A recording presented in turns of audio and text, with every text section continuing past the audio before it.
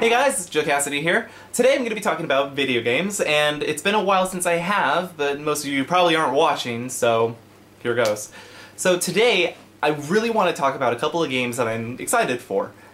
I keep on doing this a lot, but you know what? It's nice to look forward to something, and to have that recorded on a giant internet, video database where no one's probably going to be watching, so I am excited for Pokemon Black and White 2. Now, you're probably thinking to yourself, like, why Pokemon? Why a sequel? Why give a number 2 to one of the main games in Pokemon? Well, it happened. And some people probably think that Pokemon Black and White 2 sounds pretty unoriginal. Like, it's basically the same game, but in sequel form. Now, they completely did this differently for Gold and Silver version, for the original, red, blue, yellow games. Some people believe that Gold and Silver were better sequels to the original games than what might happen for Black and White. But then again, those people who never really liked Black and White in the first place, the Gen 1ers, I don't want to play with ice cream Pokemon! Like, the Gen 1 haters obviously are going to say that, because I have to agree with them there. When it came to the sequels of Gold and Silver, call them sequels if you will, it was actually really expansive in the sense that you had 2 regions to play around in. I mean, sure, you had to defeat the Elite Four first, but then you got to move over to Kanto and then beat their gym leaders and then, like, go for the gold, or in this case, go for red. But, I mean, that was fantastic as a kid. I love that. That is good sequel. That makes a good sequel. Rather than being, kind of playing over the same area again. And, I mean, that's what people don't like about Black and White 2.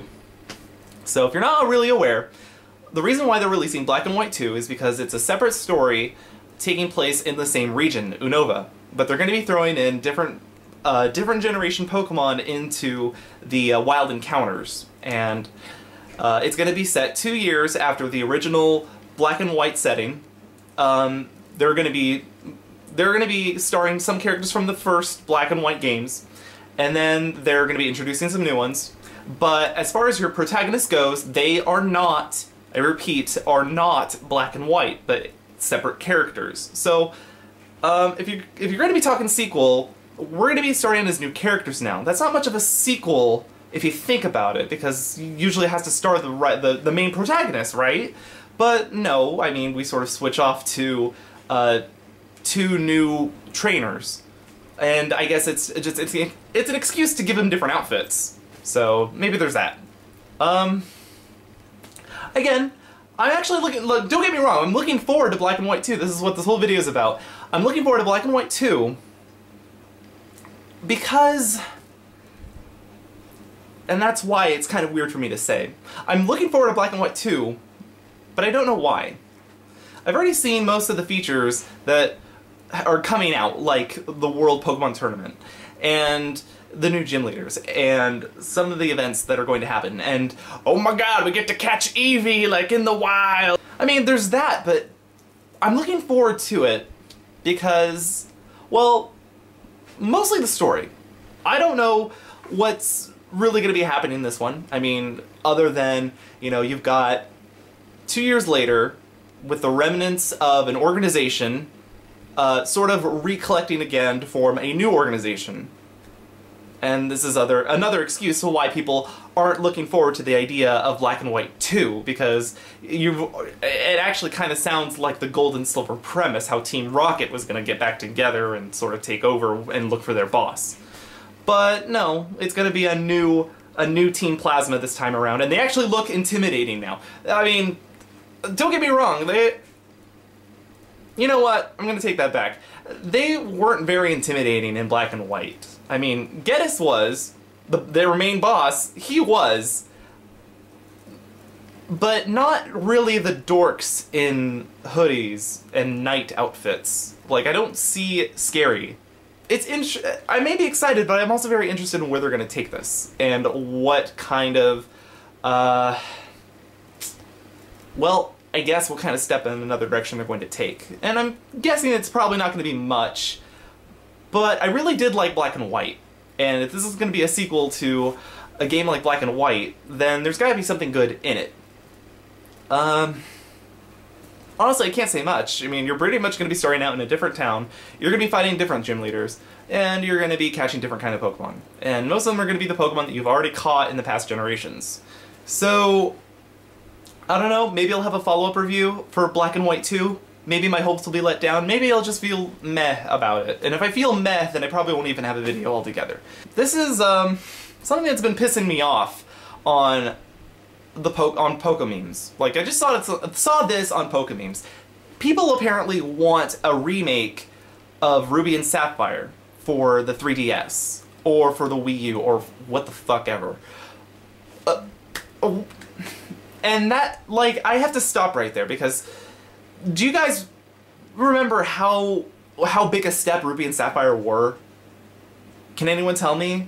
Because this is the part where we start losing that very simple color shade of gold and silver and crystal, and we actually start like fleshing things out. Like, things are actually starting to look as they do now. That's what Ruby and Sapphire are. They're that milestone that jet us into the current games looking as they do, rather than, you know, rather as in the very old but very revered first trio and the second trio games, generation games. So, but it's really weird for people to say remake, we want a remake of Ruby, Sapphire, and possibly Emerald, when they're already pretty advanced as they are for Pokemon games compared to the first two generations. And I don't know why they want a remake, unless they're gonna like throw it in 3D, like if you have a 3D trainer now. I mean, again, that is a step that the Pokemon games need to take. No more of the sprite characters. We need to go 3D characters now. 3D models of Pokemon, it's already been done. We already have the data of all the models back from Pokemon Stadium and N64. Let's use that and put it into our game because we want a 3D world in Pokemon. Rant aside, unless they're gonna do that kind of step for Ruby and Sapphire, then I would like a lot of people not to touch Ruby, Sapphire, and Emerald. Because that's when the game started to get really... I mean, they were always good before. Don't get me wrong. Pokemon's always been good. But this is when Pokemon got interesting with natures and abilities. And a lot of secondary stuff that they threw in might be a gimmick, might not. But it really... this was the step into the metagame, if you know what I mean. Like, this was when things started to get technical. And that's great in Ruby and Sapphire for the mechanics. The story, I mean, you're working with two organizations who are kind of like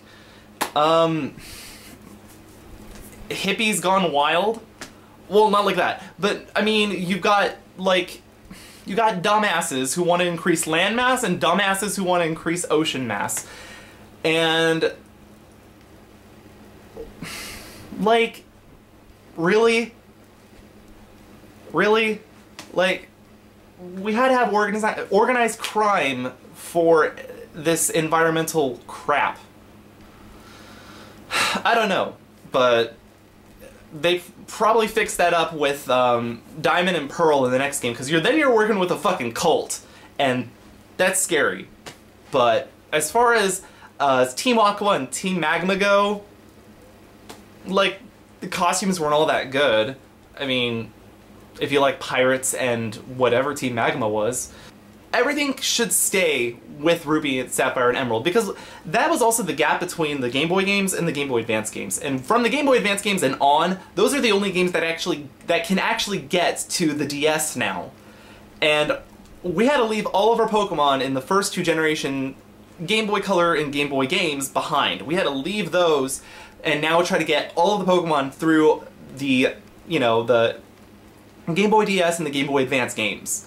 And Ruby, Sapphire, and Emerald started that. They took that step, and they helped us trade Pokemon over from Fire Red and Leaf Green.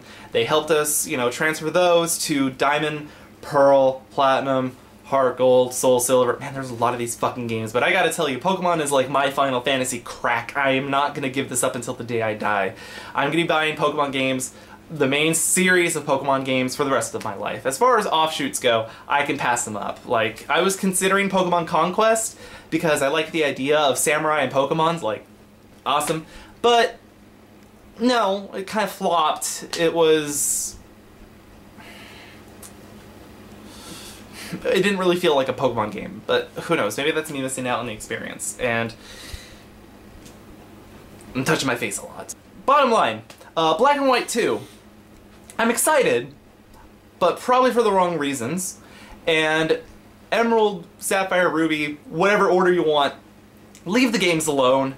We don't need more remakes from Pokemon, especially. They actually did something great with Black and White and got us away from remaking things.